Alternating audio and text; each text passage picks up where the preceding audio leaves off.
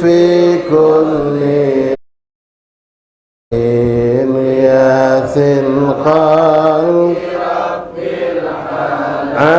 العالمين وبالأسماء ما وردت بنفس وما في الغيب محزونا مسونا بكل كتاب أنزله لا شفاء للمؤمنين وبالهادي توسلنا ونذنا وكل الأنبياء والمرسلين وآلهم مع الأصحاب جمعا توسلنا وكل تابعينا بكل طوائف الأملاك ندعو بما في غيب ربي أجمعينا بأمر الله طرا وكل الأولياء والصالحين نخص به إمام القطب حقا وجيها الدين تاج العارفين رغب ذات التمكين مرقا وقد جمع الشريعة واليقين وذكر الحيدر سلقط بأجلا عن القلب الصدى للصادقين عفيف الدين محيي الدين حقا له تحكيمنا وبه اهتدينا ولا ننسى كمال الدين سعدا حال تاج العابدين وناظمها أبا بكر إماما أباه إلهه جاها مكينا بهم نجحوا إلى المولى تعالى يا أم الحاضرين ولطف شامل ودوام سر وغفران لكل المذنبين ونافعها بتحسين عظيم بحول الله لا يقدر علينا ستر الله مسؤول علينا وعين الله ناظرة إلينا ونختم بالصلاة على محمد قل خير الشافعين إلهي نسألك بالاسم الأعظم وجاه المصطفى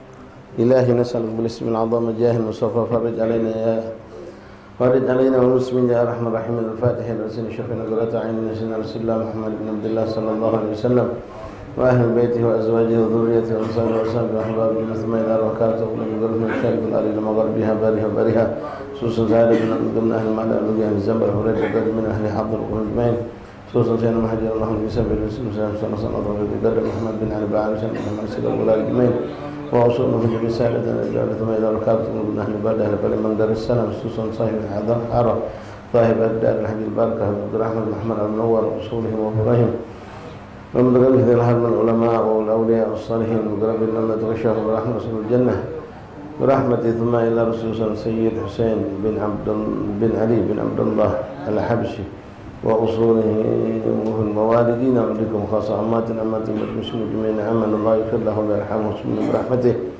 الله يدخل في قبورهم روح والريحان والبشارة والشتاء والرضوان واجعل ربنا قبورهم وقبورهم ورد من الجنة والجهور والإنان تقبل عمل جزيتهم وجعلني الشفاء والغداء والأمراض السوسية من أوصل شفاء أندري يوليانسة بن محمد إمران النووي هيدر بن هدي هريس وكل من أوصل شفاء من شفاء أخوان أصاب أحبابنا الله يشفيهم شفاء عاجلا شفاء لا يغادر سقما ولا أنا محدث صالح جانبة بالخير فتن بالحساب وإلى حضرة النبي فاتحة الرحمن الرحيم مالك يوم الدين إياك نعبد وإياك نستعين اهدنا الصراط المستقيم صراط الذين أنعمت عليهم غير المغضوب عليهم ولا الضالين آمين. بسم الله الرحمن الرحيم الحمد لله رب العالمين اللهم صل وسلم وبارك وكرم على سيدنا محمد وعلى آل سيدنا مولانا محمد الفاتح المغلق والخاتم لما سبق ناصر الحق بالحق والهادي إلى صراطك المستقيم وعلى آله وصحبه حق قدره مقداره العظيم رب اشرح لي صدري ويسر لي أمري واحلل عقدة من لساني يفقهوا قولي رب زدنا علما ويقينا وارزقنا فهما سبحانك لا علم لنا إلا ما علمتنا إنك أنت العليم الحكيم وتب علينا يا رب إنك أنت التواب الرحيم واغفر لنا وارحمنا وأنت خير الراحمين فانصرنا على القوم الكافرين برحمتك يا أرحم الراحمين صلى الله عليه وسلم محمد النبي الأمي وآله وصحبه وسلم الحمد لله رب العالمين. معاشر الحبايب معاشر الأحباب حاضرين حاضرات إخواني أخواتي رحمني رحمكم الله السلام عليكم ورحمة الله وبركاته. Alhamdulillah, alhamdulillah, alhamdulillah, lakal hamdu syukra ya Rabbana.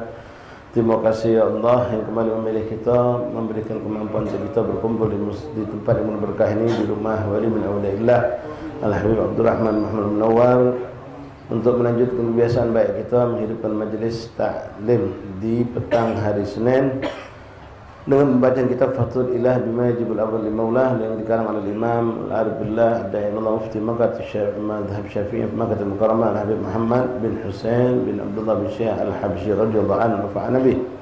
Masyaallah ahbab rahimakumullah, alhamdulillah setelah kedua kali pertemuan kita tidak hadirkan karena ada acara.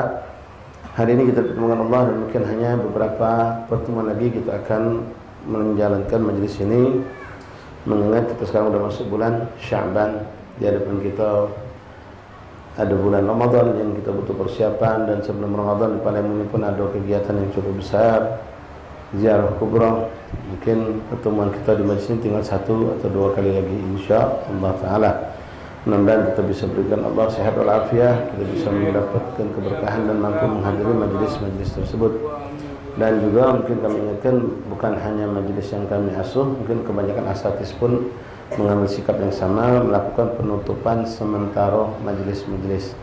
Jadi antum yang insya Allah kesempatan untuk bisa hadir jangan tidak diambil, karena kesempatan ini sudah tinggal sedikit lagi.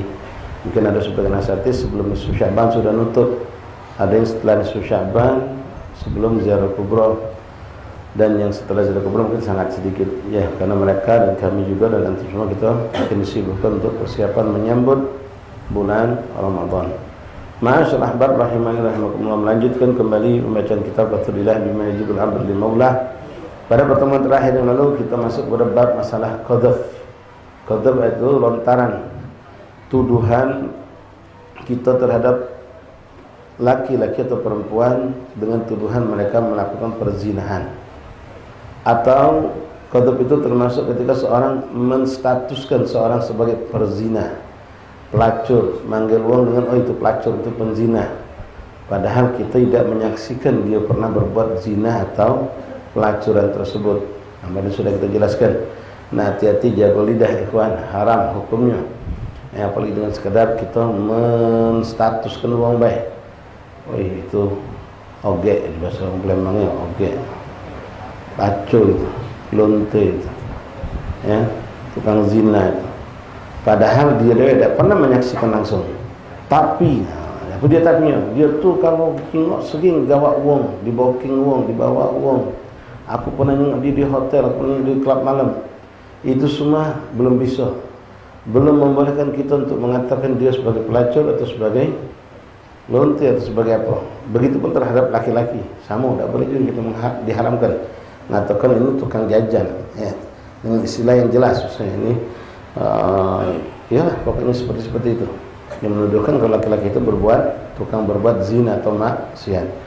Bagaimana kemudian sudah jelaskan, tidak bisa kita pastikan mengatakan ini orang benar-benar maksiat kecuali setelah kita benar-benar dengan mata kepala ini menyaksikannya proses kejadian itu benar-benar proses jima itu terjadi. Dan tidak cukup dengan kita dewean, harus ada 4 wong, 3 sikok sama kita atau lebih, minimal 4 wong yang menyaksikannya terjadinya proses itu, jangan di jalan masuk. Proses terjadinya perbuatan jima atau persetubuhan itu, menyaksikan. Bahkan ada ulama lebih detail lagi, maaf, benar-benar menyaksikan kalau barang selanang itu masuk ke tempat seperti itu, sampai segitu. Kalau cuma berpelukan itu belum baca dipastikan kalau dia berzina. Apalagi sekedar masuk bilik berdua, tidak bisa, itu penuduhan. Tapi itu masuk bilik berdua, apa yang disaksikan dalam kamar itu tidak bisa. Ya, kalau penuh tidak cukup dengan saksi seseorang, harus 4. Jadi tidak gampang Islam ini untuk menjatuhkan, memvonis, menuduh seorang melakukan perbuatan zina itu tidak segampang-gampang. Jadi hati-hati jaga lidah. Nah sekarang bagaimana kalau itu terjadi antara suami istri? Suami menuduh istri zaman sekarang saya selingkuh, ribut, heboh, sampai terlontarkan kalimat talak. Apa kau cerita kau? Bini aku selingkuh, dia berzina. Padahal lakinya tadi pun proses seperti itu, nyingoknya cuma nyingok ada lanang keluar dari rumah dia, atau pas dia masuk rumah ada seorang laki-laki keluar dari bilik langsung melarikan diri, dia tidak menyaksikannya, dia langsung vonis bininya. Ya kalau selingkuh kan maknanya mungkin lebih luas, ya selingkuh mungkin maknanya lebih luas. Orang baru chattingan dia sudah dianggap selingkuh, ya mendekati perzinahan sudah. Nah, apalagi sampai selingkuh dalam mana benar-benar melakukan perbuatan nista itu, perbuatan zina itu. Dia benar-benar melakukan perbuatan zina tadi. Kalau memang si suami tadi itu mengatakan seperti itu, maka dia masuk dalam status qadzaf juga, karena dia belum menyaksikan langsung. Jadi terhadap segala suami dengan istri. Cuma bedanya kalau seorang suami dengan istri itu bisa lepas hukuman qadzaf kalau dia berani bersumpah. Di dalam Al-Quran disebutkan di situ, seorang suami ini babul la'an, namanya bab la'an kalau dalam fikih. Dalam Al-Quran disebutkan. Jadi sang suami ini bisa lepas dari kau ni nuduh bini kau ni tidak, pokoknya aku menyaksikan budak lanang itu mentu dari belik dan aku tengok bini aku baru pakai baju, misal sampai semua itu sudah mendekati pada posisi yang kuat. Insting itu pasti habis ngapa itu kan, tapi tidak menyaksikannya, tetap dalam syariat tidak bisa. Dan kau dewean harus ada lebih dari 1 orang. Nah, dia bisa memperkuatkan ini khusus untuk istri. Istri bisa menyelamatkan diri, suami juga. Dalam Al-Quran disebutkan ada namanya bab la'an kalau dalam ilmu fikih. Dia berani untuk bersumpah. Si suami ini mengatakan, demi Allah, aku meyakinkan kalau bini aku ini telah melakukan perzinahan dengan, kalau ditawurnya sebutnya nama yang tadi itu, sampai dia mengucapkan itu 4 kali. Setelah itu dia berani mengatakan melaknat dirinya, seandainya yang ku ucapkan berfitnahan maka aku siap dilaknat oleh Allah. Kalau suami berani ngomong macam itu, maka dia tidak dirajam, tidak kena hukuman rajam terlepas. Tapi kalau si bininya membalas juga dengan bersumpah juga, demi Allah aku tidak melakukan apa yang dituduhkan oleh suamiku kepadaku, sampai 4 kali. Lalu dia mengatakan, dan seandainya apa yang kuucapkan ini ternyata aku berbohong, aku siap untuk dilaknat oleh Allah. Maka dua-duanya lepas, tinggal nunggu laknat Allah, yang mana yang kena. Pasti salah satu ada yang tidak pas. Ya, sikok tertuduh, sikok dituduh. Yang mana yang kalau ternyata memang si betina ini melakukannya, dia pasti dapat laknat Allah. Ya, laknat itu akan muncul di dunia, bukan di akhirat. Kalau di akhirat kita bisa menyaksikan. Di akhirat jelas itu nanti adab Allah. Ini babul la'an. Kalau kita dalam kitab fikih itu babul la'an. Dalam Al-Quran disebutkan itu. Ya, 4 kali bersumpah. Kalau tidak, maka suami ini dianggap penuduh. Kalau dia, aku dah galak bersumpah, pokoknya aku menyaksikan. Kamu dosa maksa aku, sudah berarti kau menuduh. Kalau kau memang menuduh, maka kau kena hukum. Kau masuk dalam qazaf, dalam hukum qazaf. Menuduh seorang perempuan, hatta itu walaupun itu bininya dewek, telah melakukan perbuatan zina, sementara dia dewean. Dia pun tidak nengok benar-benar kejadian pas benar-benar melakukan jima itu tidak. Cuma menyaksikan wong lanang keluar dari bilik dia, terus katoklah kita gambar yang lebih kerucut lagi, bininya lagi pakai baju, misalnya. Tapi sebatas tidak nyingok benar-benar sedang melakukan itu. Tetap ini dianggap masih tuduhan. Kalau karena tidak ada pembuktian yang lebih kuat, maka kena qazaf tadi. Bisa lepas dengan apa? Dengan bersumpah tadi. Bahwasanya dia benar-benar meyakinkan kalau bininya telah melakukan perbuatan zina yang dilakukan. Kalau dia tahu dengan orang itu sebetulnya, kalau tidak tahu dengan laki-laki yang saksikan tadi, diulangi sampai 4 kali, dan aku siap dilaknat Allah kalau yang kuucapkan ini ternyata bohong. Si betina diunjuk kesempatan untuk membela diri dengan cara bersumpah juga. Nah, kalau sudah babul la'an ini, ikhwan, itu hukumnya langsung tolak. Langsung dihukum bercerai lah nanti ini. Dan tidak akan bisa rujuk sama sekali, walaupun akad baru tidak bisa. Kalau sudah la'an ini, ya sudah benar-benar bukan cuma talak 3 benar-benar sudah artinya dia kunci pintu untuk kembali, putus benar-benar. Karena sudah melaknat bini melaknat suami. Terjadi perceraian, hukum bercerai, dan tidak bisa balik lagi, walaupun hanya berdamai balik lagi. Kan kalau talak 3 masih pacak, balik lagi dengan syarat bla bla bla bla bla.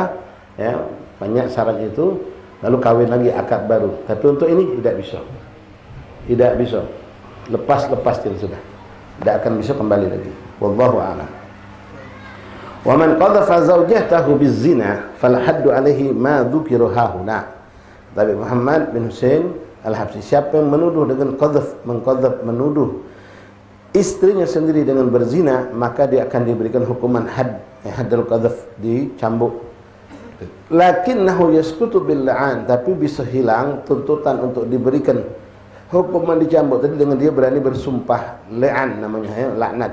In syahida arba'a syahadat kama fil Quran, 4 kali dia bersumpah, maka lepas daripada tuduhan tadi itu. Kalau si perempuan bersumpah, ya sudah, nunggulah siapa yang di antara kedua, pasti ada sikap benar, sikap salah. Yang salah pasti akan mendapatkan laknat Allah. Nabi Muhammad berdoa, ya, beliau mengatakan Allahumma hdina bihudak waj'alna mimman yusari'u fi ridak wa la tuwallina waliyan siwak wa la taj'alna mimman khalafa amraka wa 'asaf. Allahumma la taqtulna bighadabika wa la tuhlikna bi'adzabika wa 'afina qabla dhalik. Wa'ada Allah sabirin mukharaja mimma yakrahun wa rizqa min haitsu la yahtasibun. Ja'alna Allah wa iyyakum minal ladzina la khaufun 'alaihim wa lahum yahzanun. Sallallahu alaihi wasallam Muhammad wa alihi wasallam. Alhamdulillah alamin. Jadi beliau menutup karena masalah sangat mengerikan, apalagi di zaman kita sekarang, ya, begitu gampang gua mengatakan bini aku ini selingkuh, beb. Ya memang kita semua paham makna selingkuh beda dengan bini aku berzina. Kalau berzina berarti sudah melakukan. Kalau selingkuh ya boleh jadi bau pacaran, ya, bau chattingan, bau video callan, itu maknanya luas. Kalau selingkuh, ya, termasuk dalam selingkuh yang melakukan zina, ya. Tapi kalau sudah mengatakan bini aku berzina, masuk dalam qazaf, tadi. Naudzubillah. Zaman sekarang ya, astagfirullahaladzim, ikhwan, mengerikan, mengerikan. Begitu bebas, begitu lepas orang-orang melakukan perbuatan-perbuatan seperti ini. Dan bahkan selingkuh itu suatu hal yang dianggap biasa. Bahkan kita nyaksikan di kalangan mereka para selebriti itu, ya tidak semua mereka, tapi mereka sudah tidak ada aling-aling. Begitu suaminya melakukan selingkuh, bininya yang nyelingkuh juga, saling membalas dengan cara seperti itu. Dan mereka sudah ada pasangan masing-masing. Bahkan Allah dari berselingkuhan bukan satu, dengan 3 cabang bahkan. Si betina ini sama si lanang A, sama B, sama si lanang juga dengan A, B, C. Salam afiyah, mengerikan zaman sekarang, fitan. Afiyah, salam ya Rabb. Di antara yang jangan pernah kita tinggalkan, ummahat terutama akhwat, ya, zaman sekarang luar biasa. Kita dorongan syahwat kita begitu besar, tontonan-tontonan yang menggiurkan untuk membuat kita lupa ingatan dan mungkin syahwat itu banyak, dan anak-anak kita banyak mendapatkan itu. Ya, kita pernah mensurvei, pernah mensurvei pada anak-anak yang mereka tuh ternyata sudah kenal yang macam-macam ini, ada yang dari kelas 4, ada yang dari kelas 5, ada yang dari kelas 6. Kadang bahkan pas inti tahu dari mana? Anak nyingok HP abana, HP jadi abah lagi kemana? HP terkapal, buka budak tadi. Itu jadi sebelum mereka tahu sudah mereka kenal yang seperti itu. Berapa kali? Jadi ya berkali-kali. Ya, melakukan macam-macam masalah fisana. Nah, di antaranya tadi jelas kita berdoa, kita didik, kita jaga. Dan yang termasuk sunnah yang banyak dihilangkan oleh orang-orang orientalis, orang kafir dan orang fasik, itu sunat perempuan. Itu sunat perempuan sangat besar faedahnya untuk melindungi dari perzinahan. Ya, anak perempuan itu kalau tidak disunat, kemaluannya itu akan liar syahwatnya. Dan sunat itu tidak seberapa, tidak lebih seperti orang motong kuku, cetik. Dan jangan terlambat. Lakukan di bawah umur 2 minggu. Budak masih umur beberapa hari sampai seminggu, 2 minggu paling lama, lakukanlah. Karena kalau semakin besar, yang nak disunat ini semakin tebal. Disitulah kadang-kadang pas disunat, kalau budak sudah berbulan umurnya, tidak langsung sembuh. Kadang-kadang ada infeksi, karena tempat yang sunat itu kena berkencing, kena cebok segala macam. Jadi lambat sembuhnya. Nah disitulah kadang dijadikan dalil kalau ini terkesan mendolimi. Sunat betina dianggap suatu yang mengganggu, merusak, mendatangkan penyakit. Padahal itu sunnatullah dalam syariat, bahkan sebagian ulama mengatakan wajib. Nabi dengan jelas dalam beberapa kalimat hadis mengatakan idzal taqa khitanain, kalau berjumpa dua khitan. Nabi pakai istilah dua khitan, menunjukkan kalau khitan tu, maaf ini bab masalah bab mandi wajib. Ya, bab masalah mandi wajib. Kalau sudah ketemu dua kemaluan laki dengan perempuan, walaupun tidak keluar mani, wajib mandi dua-duanya. Nah, Nabi pakai istilah khitanen. Dua alat khitan, dua yang dihitan. Artinya si perempuan ini dihitan juga. Walaupun sepakat ulama kalau lanang wajib hukumnya, wong betina ada khilaf. Ada yang mengatakan wajib, ada yang mengatakan mendekati wajib. Mukhtaram namanya istilahnya untuk kemuliaan keagungan perempuan tersebut. Kemudian di antara fadail juga yang bisa melindungi insyaallah anak keturunan kita dari perbuatan zina ketika lahir, terutama yang betina. Lanang juga laki tidak apa-apa. Baca ke surah Inna anzalnahu fi lailatul qadar di telinga kanan. Sebagian ulama mengatakan kanan kiri. Baca ke sekali-sekali jadilah. Ya, di samping tahnik itu suatu sunnah Rasulullah, baca ke surah Inna anzalnahu fi lailatul qadar. Diadzan ke sudah di koma di hari-hari pertama setelah lahir itulah langsung kita bacakan surah Inna anzalnahu fi lailatul qadar di telinga kanannya. Ada ulama mengatakan kanan kiri. Penekanannya terutama untuk perempuan dan juga sebagaimana mengatakan lanang betina. Zaman kita sekarang nyaga budak lanang tidak ada kalah repot daripada nyaga budak betina, beda dengan zaman dulu. Jadi ini salah satu ikhtiar kita dan ini anjuran ulama. Gawe ke ikhwan. Sudah program internasional untuk mencegah khitan untuk bayi perempuan, sehingga didoktrin dari internasional mendoktrin negeri kita mendoktrin kedokteran negeri kita ini bahkan dianggap pelanggaran, melanggar HAM. Kalau budak kecil di khitan itu dianggap pelanggaran hukum, bahkan kita bisa dituntut. Makanya sebagian dokter kita tidak ada yang berani, ada yang tidak berani, takut ketahuan, takutan dia sudah didoktrin tidak boleh. Jadi kalau dia melanggar berarti melanggar etika kedokteran, kode etik kedokteran. Jadi mereka tidak mau. Tapi ada sebagian yang kita punya teman-teman yang mereka lillahi ta'ala, apa itu sunnah Rasulullah, ini perkara syariat dan faedahnya luar biasa. Maka dikhitan. Cuma tadi sekali lagi dari sisi kitanya, jangan kita cuma protes ngapu dokter bidan dak galak nyunat anakku, ya kita bawa 4 bulan anak kita. Bahkan sudah mendekati setahun, terlambat kitanya.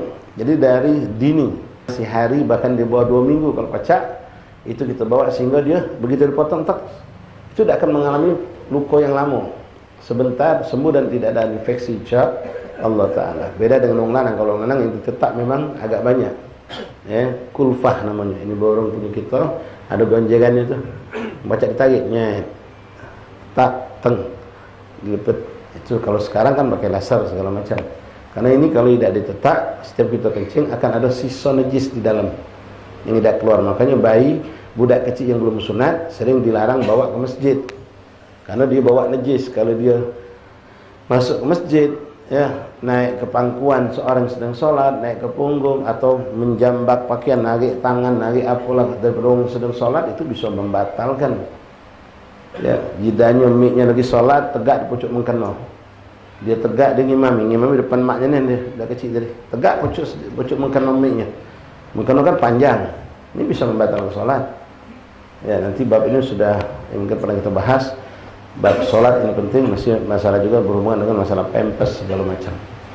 Baik, wallahu a'lam bishawab. Nabi Muhammad berdoa di sini. Yang punya kitab boleh, kalau antum punya buku tulis mbak itu. Ini doanya ada salah satu doa ketika kita mendapatkan peti. Ini dianggap peti sekarang oleh Muhammad bin Husain Al-Habsyi. Beliau berdoa, Allahumma hdina bihudak waj'alna mimman yusari'u fi ridhak.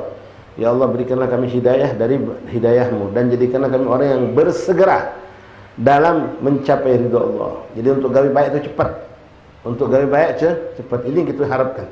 Bukan kalau gawe baik kita nyantai, kaget lah ilajulah kamu dulu.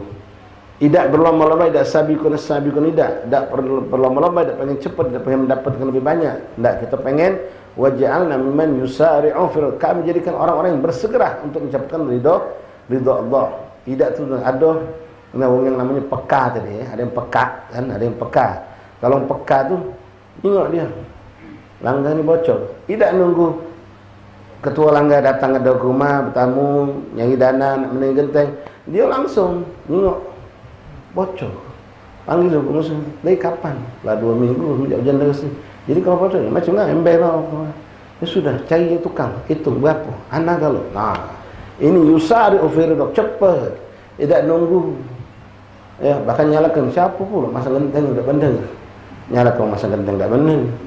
Ya, sudah ini yusari ufiridok. Ada apa kejadian apa, cepat. Termasuklah sifatnya pribadi hablum minallah hablum minan nas. Untuk sholat itu kita nyegerakan, tidak nyantai nih umat terutama nih. Sudah dengar azan tidak masih kelakar dulu, main HP dulu. Ya, bersegera dalam hal-hal yang di situ ada keridhaan Allah. Allah mana ini doa kalau kita dengar geledek peting. Tapi Muhammad masuk ke sini. Ya, memang geledek peting ngeri kan. Kalau kena teng habis kita. Ya, langsung jadi kerupuk. Kalau kena petir, tidak ada kena langsung kita tegak bawa batang kelapa baik. Kelapa sambalnya kita langsung kena.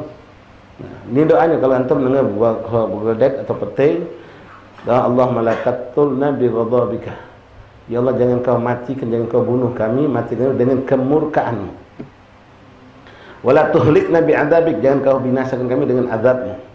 Wa afina qabla dzalik. Kalimatnya cuma 3. Allahumma la taqtulna bi ghadabika wala tuhlikna bi adzabika wa afina qabla dzalik. 3 kalimat ni. Baca ikhwan, kalau antum lihat petir, putar. Geledek, tak boleh campur petir. Terutama doa kita melihat petir ini. Ya Allahumma la taqtulna bi ghadabik wala tuhlikna bi adzabik wa afina qabla, selamatkan kami sebelum itu terjadi.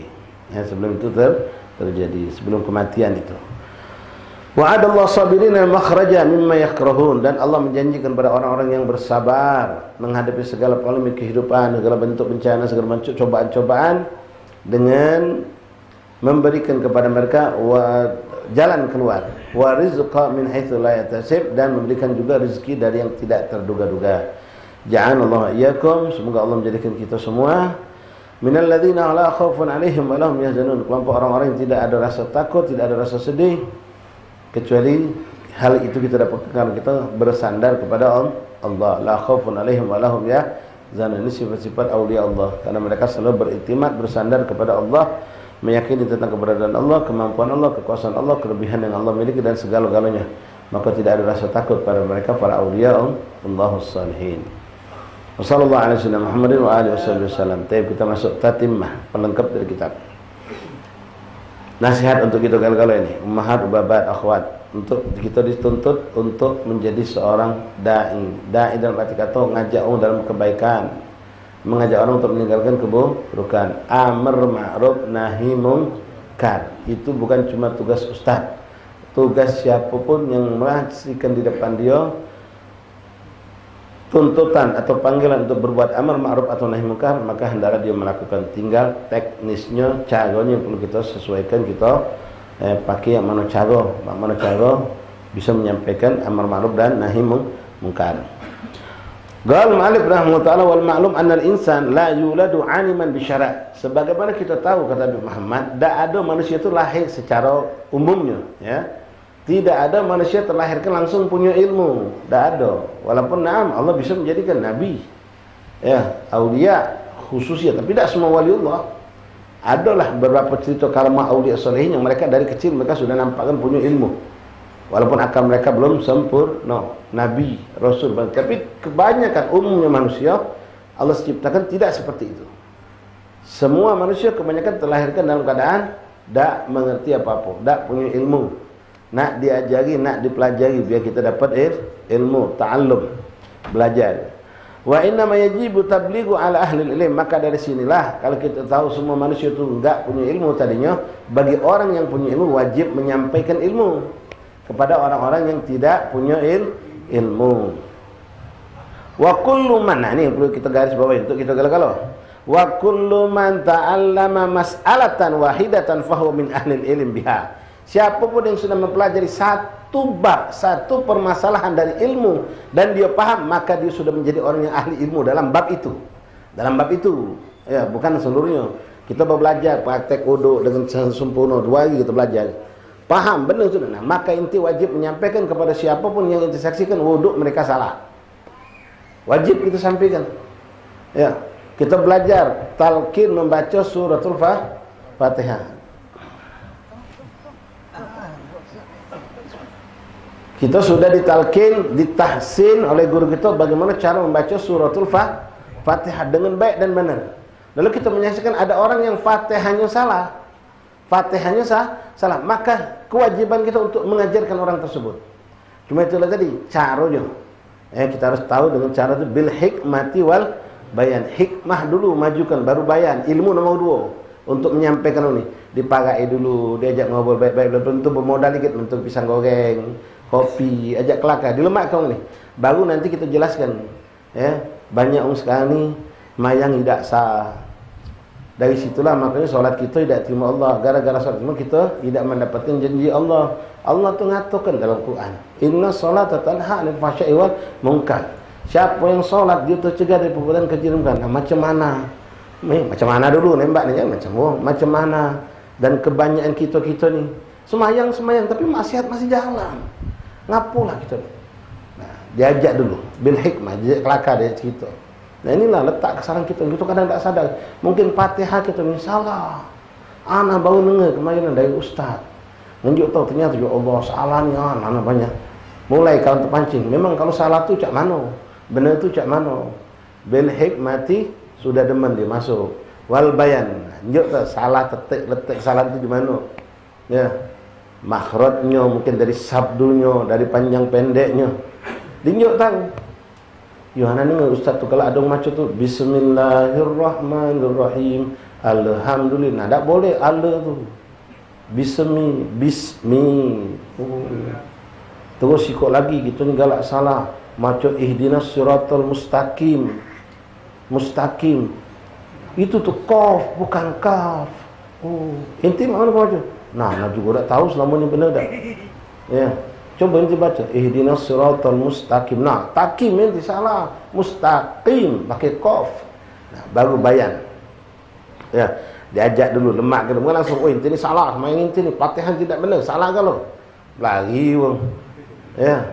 Diajak pelan-pelan, dilemak ke dulu, gahwa itu ke pisang goreng itu ke. Nah, baru ajak kelakar ujung baru bayan tadi. Ada sikok lagi yang ustaz banyak yang salah. Mengucapkan ghairil maghdu. Kita ni banyak maghdu. Yang benar itu maghdu pakai dot. Makanya ustaz suki tu Fatihah sifat dah sembuh wong.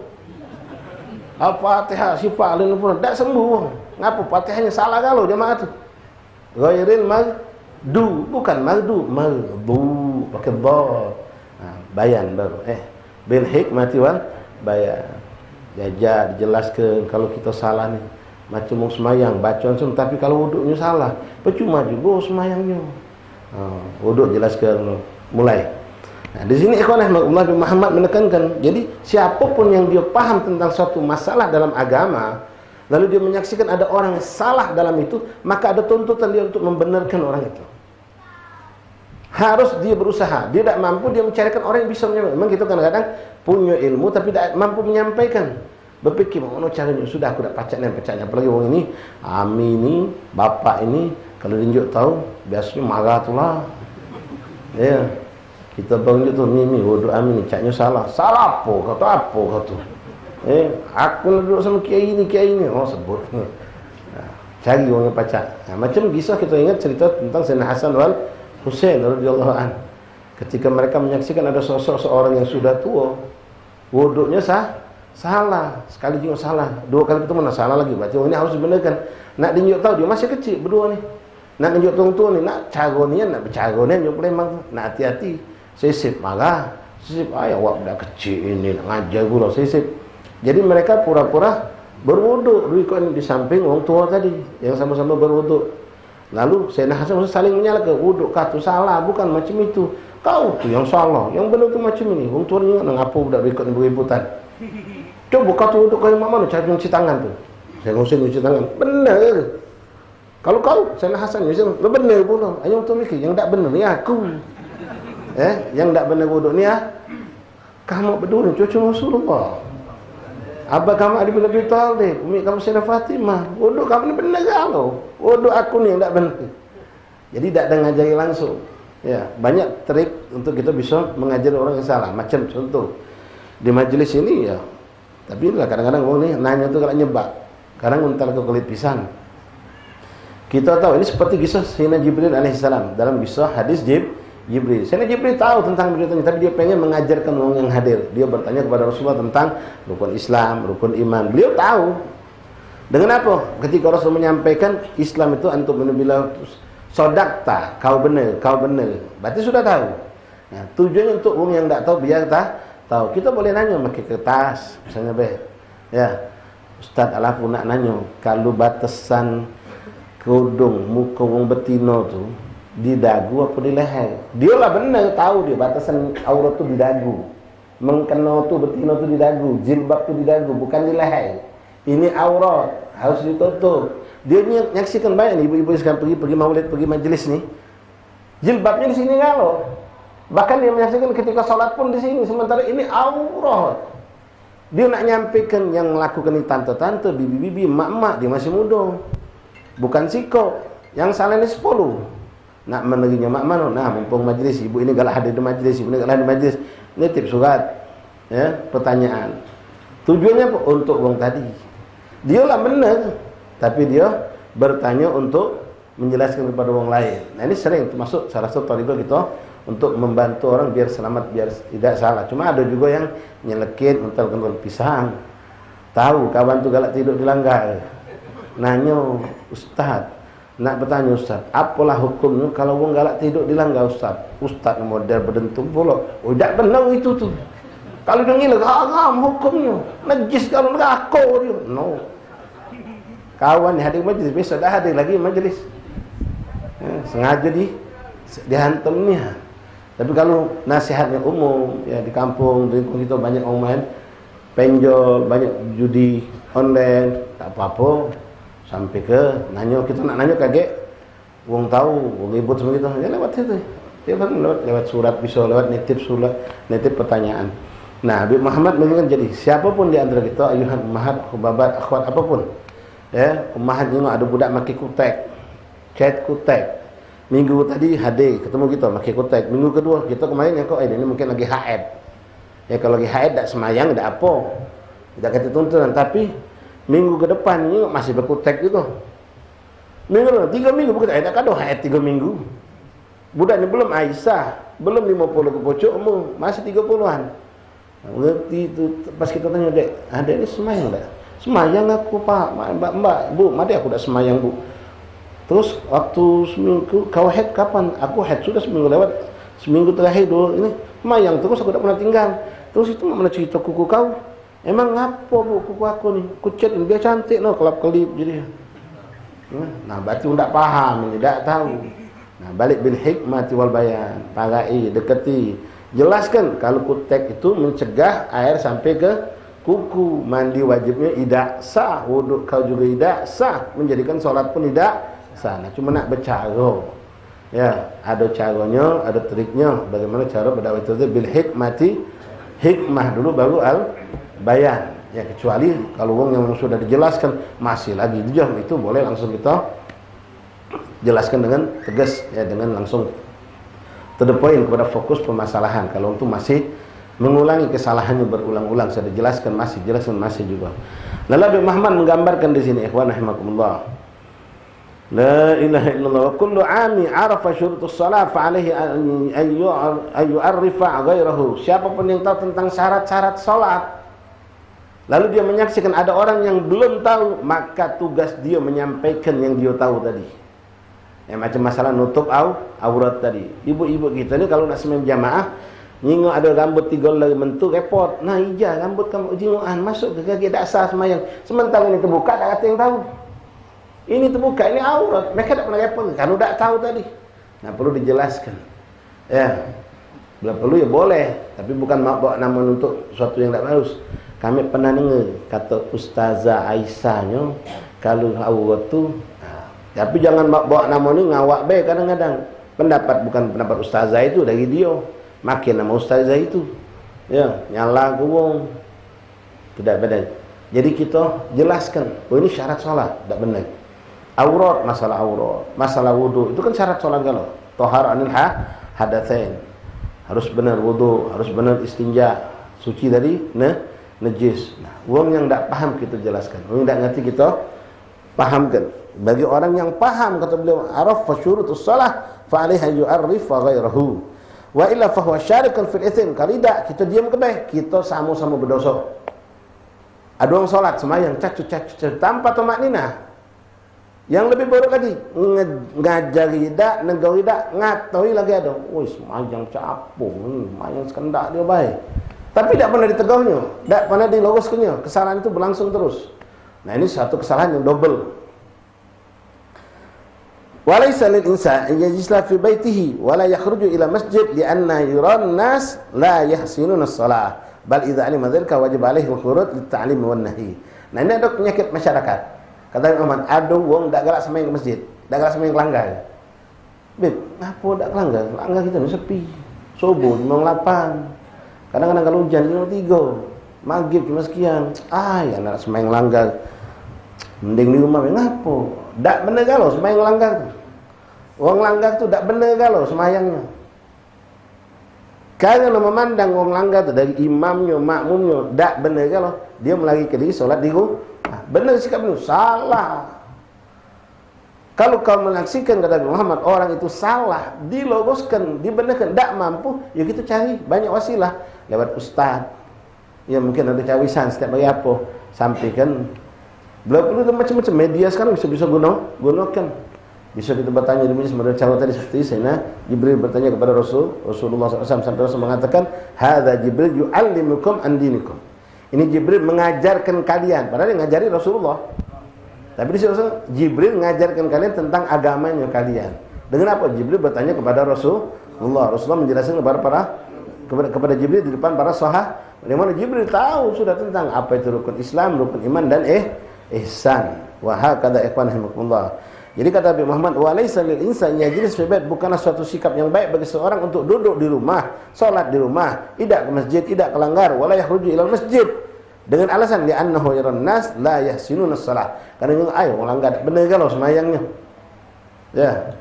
Tak ada urusan Quran dalam bulan Ramadan. Tak ada melok dia tak ada urusan Quran di rumah pengen apa? Kalau alasan anak di rumah lebih ngasuh nyaman. Rumah anak juga pengen diterangi dengan Quran. Alasan tepat. Tapi ngapo tak melok terus? Semaco tak becus galau melanggar. Maco tak becus galau nak megang mic pula. Benar kan kalau kau tahu orang ni macunya tak benar, makhrajnya panjang pendeknya, bukan justru kita ngatoi meneri tak double dosa kita. Membiarkan mereka berbuat salah kita berdosa, ngatoi pula betul. Kadang-kadang seuzon, nak meneri kita baru ngomong kayak marah dia. Padahal belum gitu. Ya. Nak ngenjuk tahu kayak bukan dapat baik. Ya, cara kami kita tunjuk tahu bukan dapat baik, malah kaki kita dikatanya, kita marahnya. La suudzon. Ngomong belum, negau belum, nasihat belum. Suudzon ada. Minimal ikhwan yang paling gampang. Setelah kita memang kalau bisa lakukan kalau yang tadi, angkat tangan berdoa.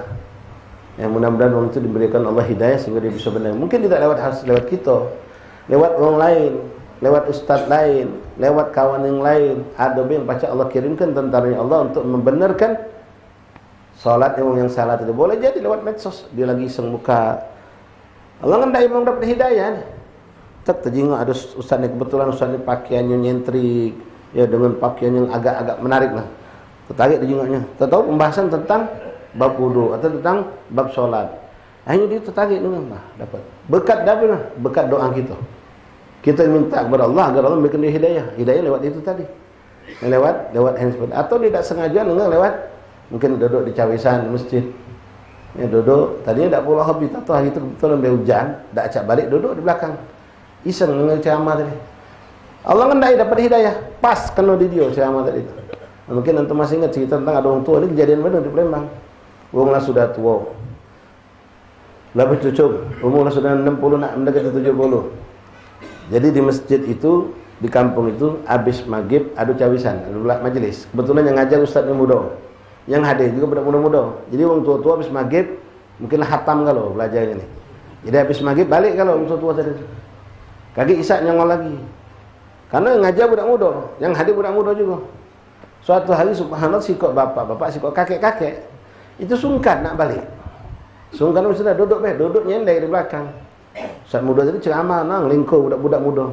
Pembuka menjelaskan tentang masalah mandi wajib. Jadi Ustaz itu ngomong, orang tua tadi nyendek, nyantai baik, cak setengah-setengah hati. Hanya masuklah bab. Jadi kata Ustaz muda tadi, rukun mandi wajib itu tak macam-macam, cuma 2. Pertama kali yang paling penting niat. Niat harus mandi wajib itu harus niat. Begitu dengan niat langsung tegak. Kenapa? Kalau kita tidak niat, dia sama berhukumnya mandi biasa. Yang membedakan mandi biasa dengan mandi wajib adalah di niat. Harus kita niatkan niat mandi wajib mengangkat hadas besar. Kedua, ngeratokan baju ke sekujur tubuh kita. Tak boleh walaupun secuil, sebesar biji beras yang tak kena baju, tak saus basah. Jadi pentingnya niat sama inilah cuma 2. Begitu dengar tadi sandal langsung tegak dia. Melotot dengan lagi panas dingin. Panas dingin orang tua ini.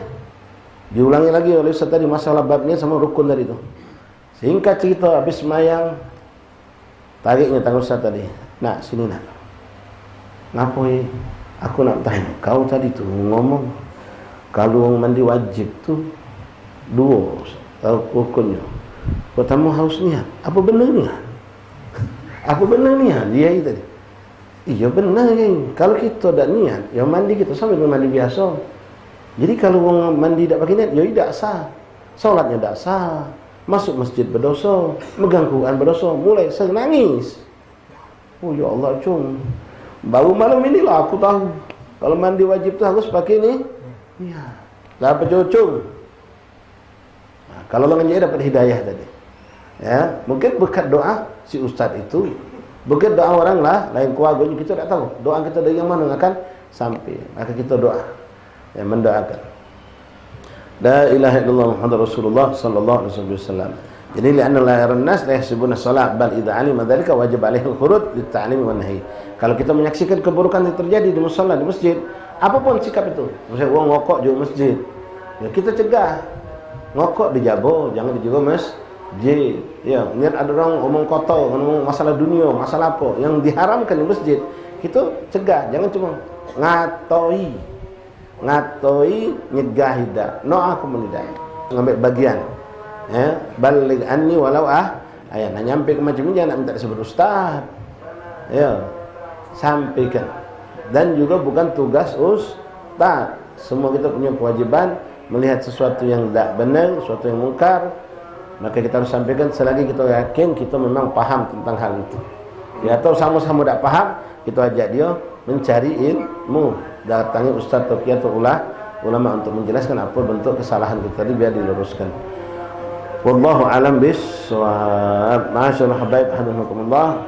insyaallah bismillah subhanahu wa ta'ala kita masih ada pertemuan 1 atau 2 kali pertemuan lagi barangkali.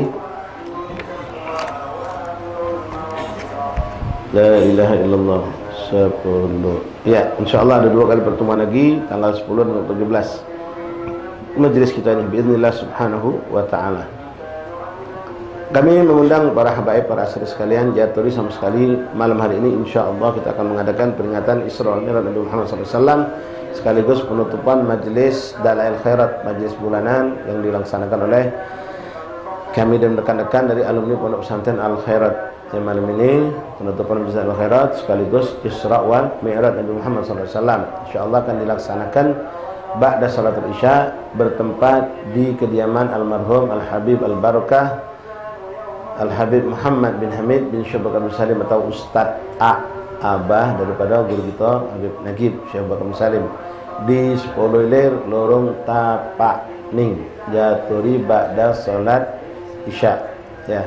Dan malam besok malam Rabu mau peringatan Isra Mi'raj Nabi Muhammad SAW Jaturi akan diadakan di Magom Datu Akil sekaligus penutupan majlis zikir ziarah bulanan di situ malam Rabu. Habis taklim di Muaroh kita lanjut pembacaan I'tibarul Absar juga sama Isra Mi'raj sekaligus penutupan. Lalu malam Kamis Jaturi para habaib sekalian, ikhwan sekalian, penutupan majlis zikir ziarah seberang dulu sekaligus juga peringatan Isra wal Mi'raj Nabi Muhammad SAW di Gubah Habib Ahmad bin Hasan. Maghribnya biasa kita ada zikir ya, insyaallah nanti dikonfirmasikan apakah kita akan mengadakan zikir atau langsung ke Magom, insyaallah besok dikabarkan insyaallah ta'ala untuk malam Kamis, begitupun untuk malam Ahad.